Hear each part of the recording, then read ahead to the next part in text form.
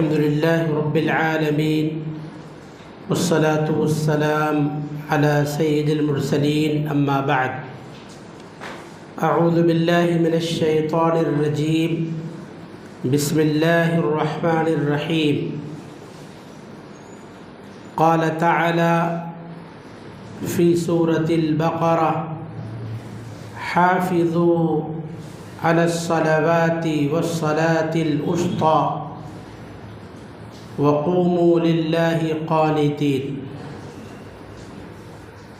وعن أبي بريدة رضي الله عنه قال قال رسول الله صلى الله عليه وسلم من ترك صلاة العصر فقد حبط عمله رواه البخاری۔ محترم حضرات، بزرگوں، نوجوان ساتھیوں، پردہ نشین خواتین اسلام، عزیز بچوں، بربادی اعمال کے اسباب کیا کیا ہیں؟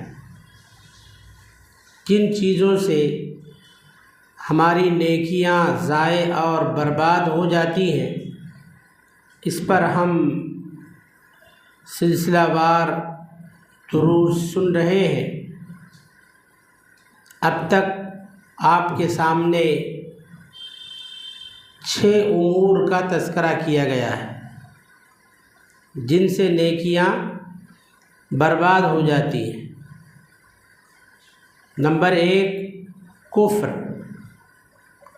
نمبر 2 شرک، نمبر 3 ریاکاری، دکھاوا، نمبر 4 ظلم، اور نمبر 5 حسد، نمبر 6 احسان کر کے احسان جتلانا۔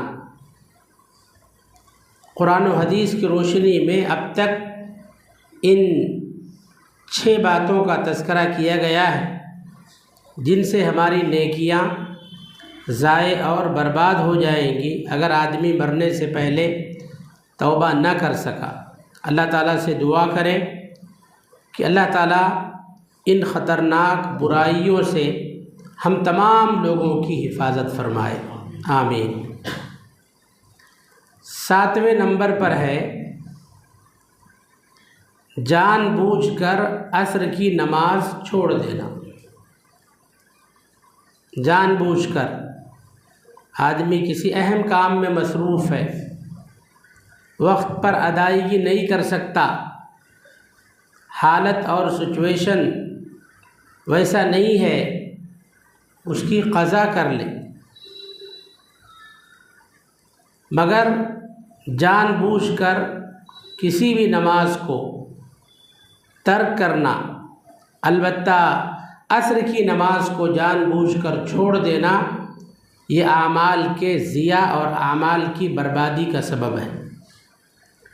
سورہ بقرہ میں اللہ تعالیٰ کا فرمان ہے حافظوا علی الصلوات، تمام نمازوں کی پابندی کرو۔ حافظوا علی الصلوات، تمام نمازوں کی پابندی کرو۔ والصلاۃ الوسطی، اور خاص طور پر درمیانی نماز کی پابندی کرو، بیچ والی نماز۔ اور صلاۃ وسطی، درمیانی نماز سے مراد اکثر مفسرین کے نزدیک عصر کی نماز ہے۔ اور آگے اللہ تعالیٰ نے فرمایا وقوموا للہ قانتین، اللہ کا فرما بردار بن کر، اللہ کا فرما بردار بن کر کھڑے ہو جاؤ، ہر حال میں اللہ تعالیٰ کی فرما برداری کرو۔ تو اس آیت کریمہ میں اللہ تعالیٰ نے تمام نمازوں کی محافظت کا ذکر کیا ہے، خاص طور پر نماز وسطی، بیچ والی نماز یعنی عصر کی نماز کی حفاظت کا تذکرہ کیا ہے۔ اور یہ نماز ایسی ہے، عصر کی نماز، جس کی اللہ نے قسم کھائی۔ قرآن میں سورہ عصر ہے نا، والعصر، قسم ہے زمانے کی، اور ایک تفسیر اس کی یہ بھی کی گئی ہے، قسم ہے صلاۃ عصر کی، نماز عصر کی، نماز عصر کی اللہ تعالیٰ نے قسم کھائی۔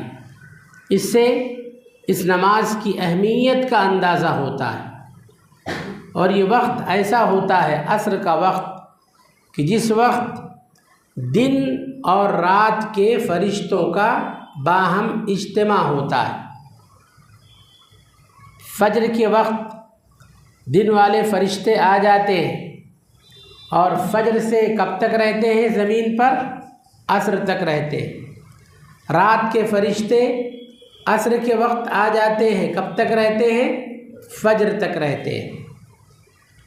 تو رات اور دن میں ڈیوٹی کرنے والے جو فرشتے ہوتے ہیں ان کی آپس میں دو وقتوں میں ملاقاتیں ہوتی ہیں، فجر کے وقت اور عصر کے وقت۔ تو عصر کا وقت ایسا ہوتا ہے جو دن اور رات میں ڈیوٹی کرنے والے فرشتوں کے درمیان باہم ملاقات کا وقت ہوتا ہے۔ جب یہ فرشتے اپنی ڈیوٹی کر کے اللہ کے پاس پہنچتے ہیں تو اللہ تعالیٰ فرشتوں سے پوچھتا ہے کیف ترکتم عبادی، اے فرشتوں بتاؤ تم میرے بندوں کو کس حال میں چھوڑ کر آئے ہو؟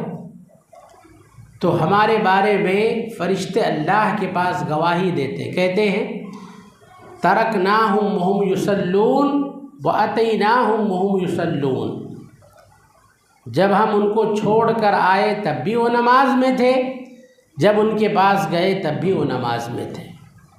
تو باقاعدہ فرشتے ہماری نمازوں کا تذکرہ اللہ رب العالمین کے پاس کرتے ہیں۔ اللہ بہتر جانتا ہے ہمارے احوال کے بارے میں، پھر بھی فرشتوں سے پوچھتا ہے، کیوں؟ تاکہ فرشتوں پر حجت قائم ہو جائے اور فرشتوں پر انسانوں کی فضیلت بڑھ جائے۔ انسانوں کی فضیلت، انسانوں کے مقام اور مرتبے کو بڑھانے کے لیے اللہ تعالیٰ فرشتوں سے سوال کرتا ہے، حالانکہ اللہ تعالیٰ کو ہمارے بارے میں بہت اچھی طرح سے معلوم ہے۔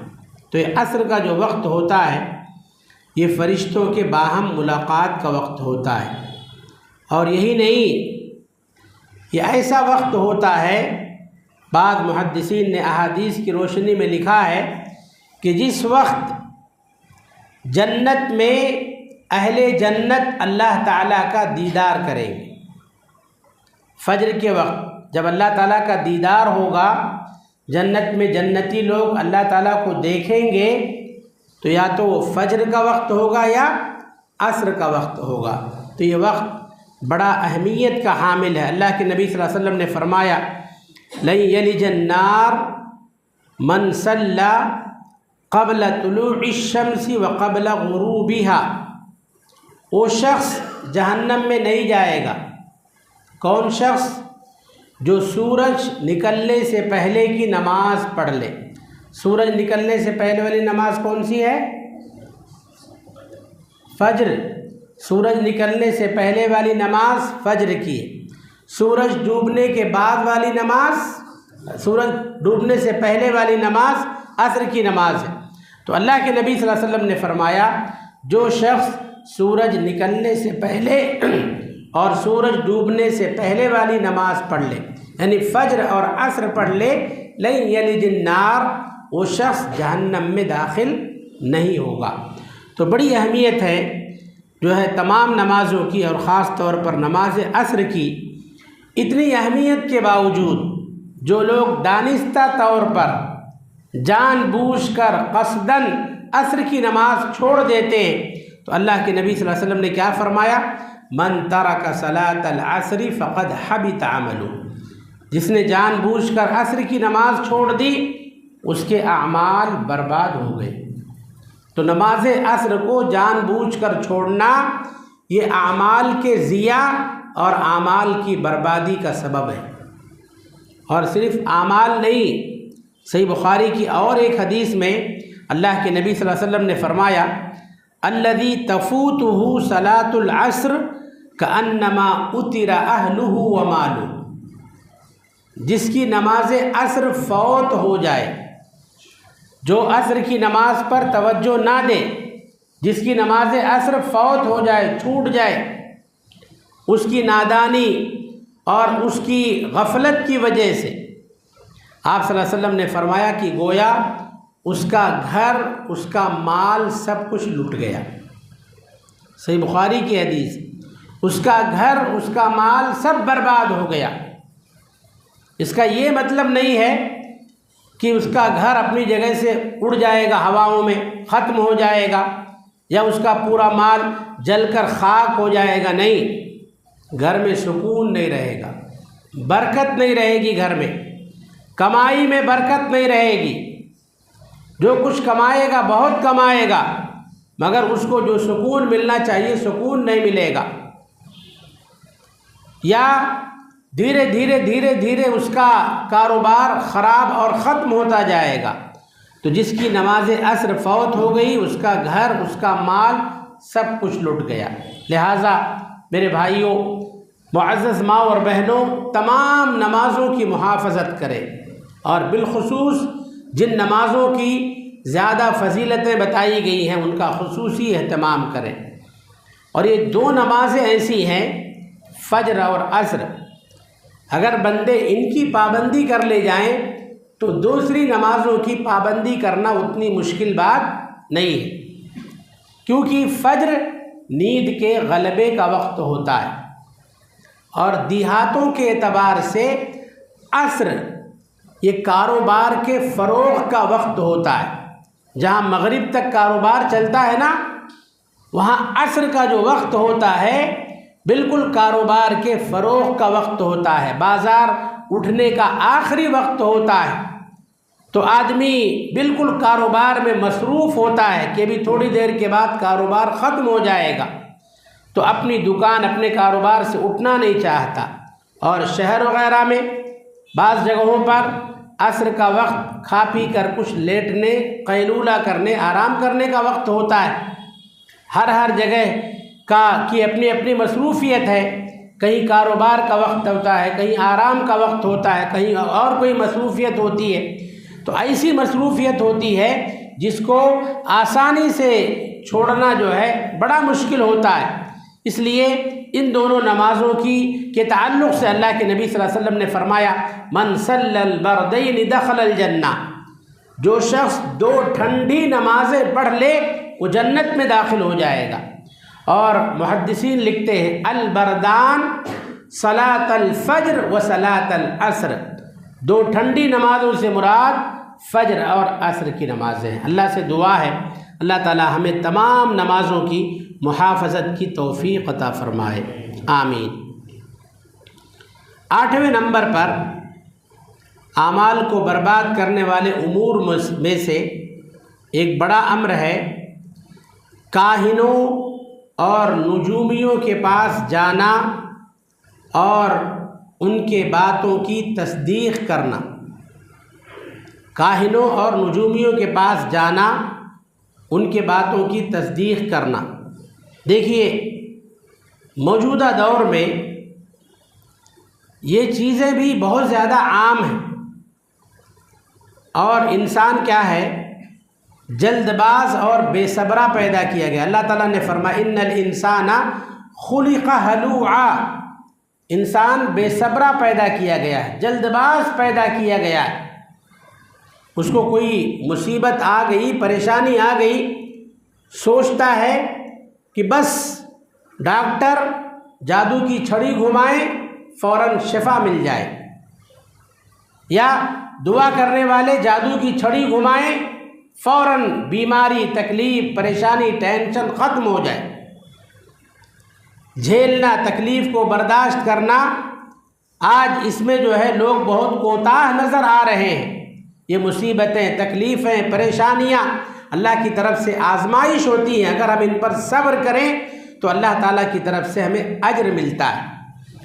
تو ہوتا یہ ہے کہ جب شرعی طریقے سے شفا نہیں ملتی، شرعی طریقے سے مصیبت دور نہیں ہوتی، پریشانی دور نہیں ہوتی، تو لوگ کہتے ہیں، سوچتے ہیں چلو یہ طریقہ بھی آزماتے ہیں، ہو سکتا ہے اس کے ذریعے سے شفا مل جائے۔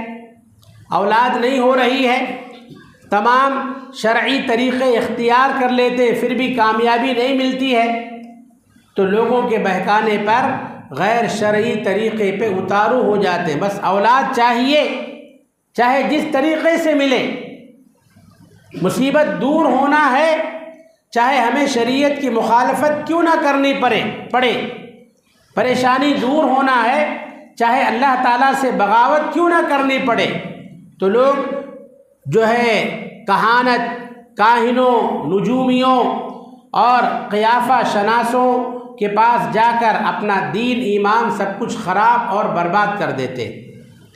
کاہن، نجومی، عراف، حدیث میں 3 الفاظ استعمال کیے گئے، ایک ہے کاہن، ایک ہے نجومی، ایک ہے عراف، اور محدثین نے سب کا معنی تقریباً ایک ہی بتایا ہے۔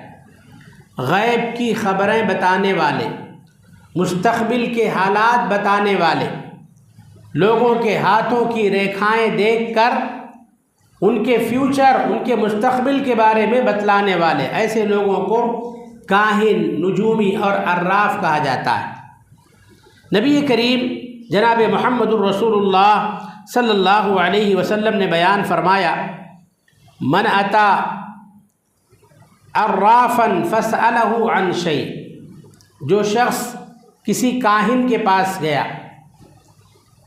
غیب کی خبریں بتانے والے کے پاس گیا، غیب کی خبریں کون جانتا ہے؟ عالم الغیب کون ہے؟ اللہ تعالیٰ ہے۔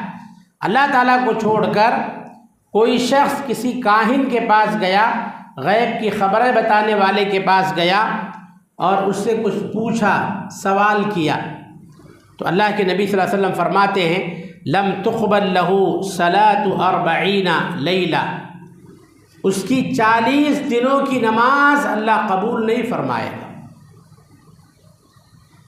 کسی کاہن کے پاس گیا، بھوشیوانی کرنے کے پاس والے کے پاس، جوتشی کے پاس گیا، اس سے کچھ سوال کیا، اللہ کے نبی صلی اللہ علیہ وسلم فرماتے ہیں اس کی 40 دنوں کی نماز اللہ قبول نہیں فرمائے گا۔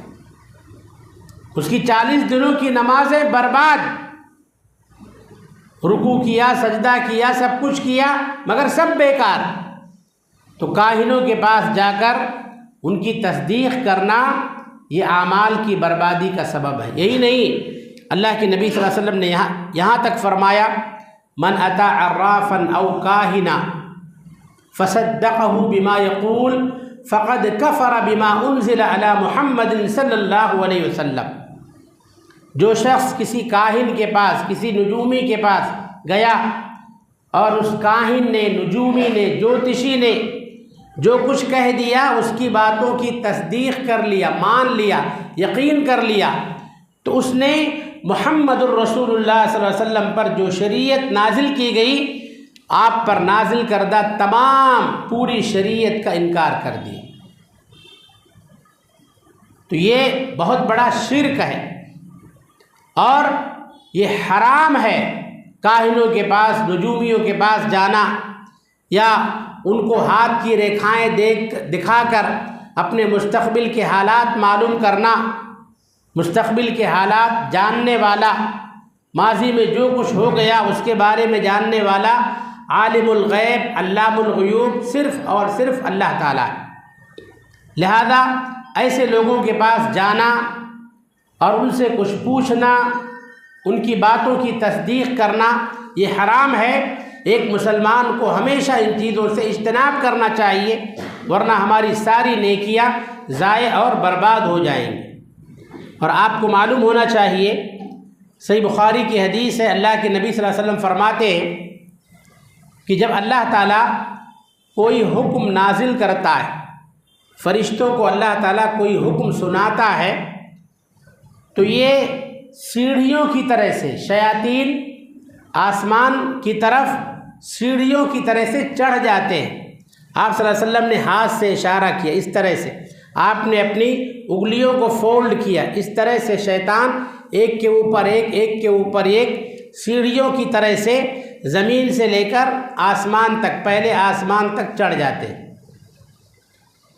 اللہ تعالیٰ جب کوئی حکم سناتا ہے، کوئی حکم نازل کرتا ہے، فرشتوں کو بتاتا ہے، تو یہ شیاطین جو سیڑھیوں کی طرح سے آسمان پر چڑھے ہوئے ہیں اس کو اچکنے اور اس کو حاصل کرنے کی کوشش کرتے ہیں۔ اللہ کے حکم سے فرشتے انگارہ پھینک کر ان کو مارتے ہیں، کبھی کبھی انگارہ ان کو لگ جاتا ہے، کبھی انگارہ خطا کر جاتا ہے، تو ایک آدھ بات وہ لینے اور اچکنے میں کامیاب ہو جاتے ہیں۔ تو سب سے اوپر جو شیطان ہوتا ہے وہ اپنے بعد والے شیطان کو بتاتا ہے، وہ اپنے بعد والے شیطان کو بتاتا ہے، ایسا کرتے کرتے وہ بات نیچے آتی ہے۔ پھر جو سب سے نیچے شیطان ہوتا ہے وہ اپنے کاہن دوست کو بتلاتا ہے۔ تو کاہن دوست اس ایک سچ میں 100 جھوٹ ملا کر لوگوں کے سامنے بیان کرتا ہے۔ ایک سچ بات تھی، اس میں 100 جھوٹ ملا کر لوگوں کے سامنے بیان کرتا ہے، لوگوں کو بیوقوف بناتا ہے، لوگوں کا مال لوٹنے اور ہتھیانے کی کوشش کرتا ہے۔ حضرت عائشہ رضی اللہ عنہ کہتی ہیں نبی کریم صلی اللہ علیہ وسلم سے سوال کیا گیا، چند صحابہ نے پوچھا اے اللہ کے نبی صلی اللہ علیہ وسلم کاہنوں کے بارے میں آپ کیا کہتے ہیں؟ اللہ کے نبی صلی اللہ علیہ وسلم نے فرمایا کہ یہ کچھ بھی نہیں ہے، ان کی باتوں کا کوئی اعتبار نہیں ہے، ان کی باتوں پر تم کبھی بھروسہ نہیں کرنا، ان کے بہکاوے میں نہیں آنا۔ تو صحابہ نے کہا اللہ کے رسول صلی اللہ علیہ وسلم کبھی کبھار ان کی باتیں صحیح بھی ہو جاتی ہیں، جیسا وہ بول دیتے ہیں ویسا ہو جاتا ہے، جیسا وہ بتاتے ہیں کبھی کبھی ویسا ہی ہو جاتا ہے۔ تو اللہ کے نبی صلی اللہ علیہ وسلم نے اس کی وضاحت کیا، کہا دیکھو وہ ایک حق کلمہ ہوتا ہے، ایک سچا کلمہ ہوتا ہے جس کو وہ شیاطین اوپر سے سنے ہوئے ہوتے ہیں اور اس کاہن کو بتلاتے ہیں، کاہن اس میں 100 جھوٹ ملا کر لوگوں کے سامنے بیان کرتا ہے۔ اب سامنے کوئی چیز ہے، اس پر آپ نشانہ لگائیں گے تو کبھی نہ کبھی تیر نشانے پر لگ ہی جائے گی، کبھی کبھی آپ کا اندازہ صحیح ثابت ہوگا۔ ہمارے گھروں میں بھی ایسا ہوتا ہے، گھر کے بڑے بزرگ جیسا کہتے ہیں کبھی کبھی ویسا ہی ہو جاتا ہے، بیٹا مت جا نہیں تو تیرے ساتھ حادثہ ہو جائے گا، فلاں جگہ مت جا ورنہ تیرا نقصان ہو جائے گا۔ گھر کے بڑے بزرگ جیسا بول دیتے ہیں ویسا ہو جاتا ہے۔ تو کیا ان کو پہلے سے معلوم تھا کہ حادثہ ہوگا تمہارے ساتھ؟ یہ عالم الغیب ہیں؟ نہیں، وہ اپنے تجربے کی بنیاد پر بچوں کو سیکھ دیتے ہیں، سبق دیتے ہیں کہ وہاں جانا خطرے سے خالی نہیں ہے، مت جا۔ تو بالکل اور بعین ہی یہی معاملہ کاہنوں کا بھی ہوتا ہے، چونکہ ہمیشہ سے اسی لائن میں رہتے ہیں، تجربات کی بنیاد پر اندازے کے مطابق کہہ دیتے ہیں، کبھی تیر نشانے پر لگ جاتی ہے اور لوگ جو ہے اس پر بھروسہ کر لیتے ہیں کہ فلاں نے کہا تھا ایسا ہو گیا ویسا ہو گیا۔ تو نبی کریم صلی اللہ علیہ وسلم نے فرمایا کہ یہ جو ہے ان کی باتوں پر کبھی اعتبار نہیں کرنا چاہیے، اور ایسے لوگوں کی کمائی حرام ہے، ایسے لوگوں کے پیچھے پیسہ خرچ کرنا، اپنے پیسے کو برباد کرنا۔ حضرت ابوبکر صدیق رضی اللہ عنہ کا مشہور واقعہ ہے، عائشہ رضی اللہ عنہ کہتی ہے، صحیح بخاری کی حدیث ہے، ابوبکر صدیق رضی اللہ عنہ کا غلام زمانے جاہلیت میں اس نے کچھ کہانت کیا تھا، تو اس کا تیر نشانے پر لگ گیا، سامنے والے کو دھوکہ دینے میں کامیاب ہو گیا۔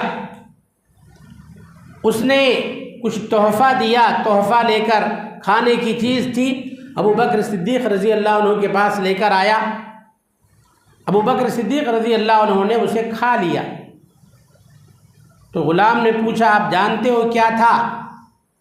کہا مجھے نہیں معلوم کیا تھا۔ کہا کنت تکہنت فی الجاہلیہ، میں نے زمانے جاہلیت میں ایک شخص کے لیے کہانت کیا تھا، مستقبل کی خبریں میں نے اس کو بتایا تھا، تیرے ساتھ ایسا ایسا ہونے والا ہے، اور میں اچھی طرح کہانت جانتا بھی نہیں تھا، میں اس کو بیوقوف بنانے میں کامیاب ہو گیا، لہذا اس کا کام اسی طرح ہو گیا۔ تو اس نے خوش ہو کر، اس کی ملاقات مجھ سے ہوئی، اس نے خوش ہو کر مجھے کھانے کی چیز دیا، وہی وہ چیز ہے جس کو ابھی آپ نے کھایا ہے۔ چونکہ کاہن کی کمائی حرام ہے، اللہ کے نبی صلی اللہ علیہ وسلم نے حدیث میں بیان فرمایا وحلوان الکاہن، کاہن کی مٹھائی، غیب کی خبریں بتانے والے کی کمائی، اس کی مٹھائی حرام ہے۔ ابو بکر صدیق رضی اللہ عنہ نے اپنے منہ میں انگلی ڈال کر باقاعدہ کھائی ہوئی چیزوں کو قے کر دیا، کھائی ہوئی چیزوں کو قے کر دیا، اور اپنا پورا پیٹ جو کچھ گیا تھا اندر پورا خالی کر دیا۔ میرے بھائیوں، معزز ماؤں اور بہنوں، ہمارے سماج اور معاشرے میں یہ چیزیں بالکل عام ہوتی جا رہی ہیں۔ اور ایک بات یاد رکھیے، جس قدر اللہ کے اوپر سے ایمان اور عقیدہ کمزور ہوتا جائے گا، لوگوں کے اندر یہ چیزیں عام ہوتی جائیں گی۔ لہذا اپنا ایمان مضبوط رکھیے، اپنا عقیدہ مضبوط رکھیے۔ ہمارا یہ ایمان ہونا چاہیے کہ اللہ تعالیٰ عالم الغیب ہے، غیب کی خبریں سوائے اللہ تعالیٰ کے کوئی نہیں جانتا ہے۔ ہمارا یہ عقیدہ اور ایمان ہونا چاہیے کہ نفع اور نقصان کا مالک صرف اور صرف اللہ تعالیٰ ہے۔ اللہ تعالیٰ کے سوا نہ تو کوئی نفع دینے والا ہے، نہ نقصان دینے والا ہے۔ اور اللہ کی ذات پر ہمارا مکمل توکل اور مکمل یقین اور بھروسہ ہونا چاہیے۔ تو ایمان کی حفاظت اور اسی طرح سے اپنے ایمان کو بچانا یہ ہم تمام لوگوں کی بہت بڑی ذمہ داری ہے۔ اگر اس میں ہم کوتاہی برتیں گے، اللہ کا در چھوڑ کر کسی اور در کی طرف جانے کی کوشش کریں گے، تو اللہ کے نبی صلی اللہ علیہ وسلم نے کیا فرمایا؟ اعمال برباد ہو جائیں گے، نیکیاں برباد ہو جائیں گی، ہماری نمازیں، ہمارے روزے، ہمارے صدقات و خیرات سب ہواؤں میں اڑا دیے جائیں گے، بکھیر دیے جائیں گے، ان پر کوئی اجر و ثواب اللہ تعالیٰ کی طرف سے نہیں ملے گا۔ تو محترم حضرات و معزز خواتین، آج کے درس میں آپ کے سامنے دو باتوں کی وضاحت ہوئی ہے۔ پہلی بات، جان بوجھ کر عصر کی نماز چھوڑ دینا، اس سے اعمال برباد ہو جائیں گے۔ دوسری بات، کاہنوں، نجومیوں یعنی مستقبل کے حالات، مستقبل کی خبریں بتانے والوں کے پاس جانا اور اپنے مسائل ان کے سامنے رکھنا، ان کی باتوں کی تصدیق کرنا، ان کی باتوں کو سچ ماننا، اس سے بھی اعمال، نیکیاں تباہ و برباد ہو جائیں گی۔ لہذا ہمیں ان چیزوں سے الرٹ رہنا چاہیے اور اپنے ایمان اور اپنے عقیدے کو مضبوط رکھنا چاہیے، اور تمام نمازوں کی خصوصیت کے ساتھ نماز عصر کی پابندی کرنا چاہیے۔ اس تعلق سے بقیہ باتیں انشاءاللہ آئندہ درس میں آئیں گی۔ اللہ تعالیٰ سے ہم دعا کرتے ہیں کہ رب العالمین اعمال صالحہ کو مٹانے والے، برباد کرنے والے جو بھی امور ہیں، اللہ تعالیٰ ہم تمام لوگوں کو ایسی تمام باتوں سے اپنے آپ کو بچائے رکھنے کی توفیق عطا فرمائے۔ کفر، شرک، ریاکاری، ظلم، حسد، احسان جتلانا، جان بوجھ کر نماز عصر کو چھوڑ دینا، نجومیوں، کاہنوں کے پاس جانا، ان تمام برائیوں سے اللہ ہم تمام لوگوں کی حفاظت فرمائے۔ اللہ تعالیٰ ہم سب کے چھوٹے بڑے تمام نیک اعمال کو قبول فرمائے۔ رب العالمین اپنا عقیدہ، اپنا ایمان صحیح و سالم رکھنے کی توفیق عطا فرمائے، اور اعمال صالحہ سے اپنے ایمانی درخت کو سینچتے رہنے کی اللہ ہم سب کو نیک توفیق عطا فرمائے۔ اللہ ہم سب کے چھوٹے بڑے تمام نیک اعمال کو قبول فرمائے، ہمارے چھوٹے بڑے تمام گناہوں کی مغفرت فرمائے، ہمارے بیماروں کو اللہ شفائے کاملہ و عاجلہ عطا فرمائے۔ جو لوگ ایمان کی حالت میں وفات پا چکے ہیں، اللہ تعالیٰ ان کی مغفرت فرمائے، ان کے اہل خانہ کو اللہ صبر جمیل عطا فرمائے، اور ان کی موت سے اللہ ہم سب کو بھی عبرت اور نصیحت پکڑنے کی توفیق عطا فرمائے۔ اللہ ہمارے یہاں آنے، بیٹھنے، سننے کو قبول فرمائے، اور ہماری اس مجلس کو اللہ ہم سب کے لیے دنیا و آخرت میں نجات کا ذریعہ بنائے۔ آمین ثم آمین۔ وآخر دعوانا ان الحمد للہ رب العالمین۔ السلام علیکم ورحمۃ اللہ وبرکاتہ۔